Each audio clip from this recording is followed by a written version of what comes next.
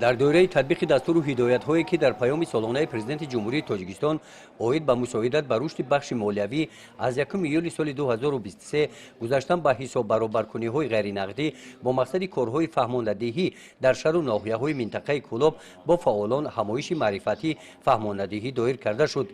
در ملاقات با فعالان ناحیه واسع نمایندگان کارخانه واحد دولتی بانک امانتگذاری جمهوری تاجیکستان ماهیت گزارش به حساب برابرکنی‌های غیر نقدی را فهمانیده قید نمودند که از 1 ایول سال 2023 پرداخت همه اندازها و باج‌های دولتی برای دادن اجازت و اجازتنامه‌ها، جریمه‌ها، مبلغ سقوطی حتمی دولتی، خدمت‌رسانی‌های کمونالی و دیگر نمودهای خدمت‌رسانی‌های دولتی پوررا به طور غیر نقدی به راه مانده می‌شوند.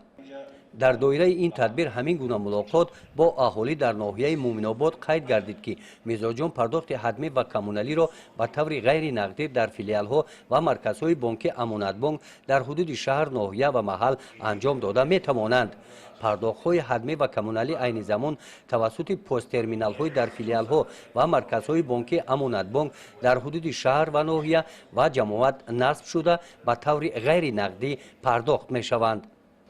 در ادامه این چاره‌بینی در ملاقات کارمندان کارخانه واحد دولتی بانک امانتگذاری جمهوری تاجیکستان با ساکنان ناحیه به نام میر سعید علی حمدانی گفته شد که واسطه‌های پرداخت، کارهای بانکی نفقه‌ای، مزد مهنت، شخصان واقعی و بنام و برنامه امانت موبایل میباشند. کارهای بانکی بنام فراگیر در همه مرکزهای خدمت‌رسانی و فیلیال‌های بانک دسترس میشوند. در واخوری‌ها قید گردید که هدف از عملی نمودن تدبیر مذکور این بلند برداشتن معرفت مالیوی اهالی بوده تأمین شفافیت در این سمت می باشد.